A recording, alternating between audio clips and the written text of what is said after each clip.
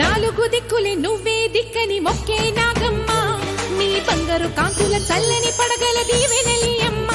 అమ్మా నాలుగు దిక్కులే నువ్వే దిక్కని మొక్కే నాగమ్మ, నీ బంగారు కాంతుల చల్లని పడగల దీవెనలి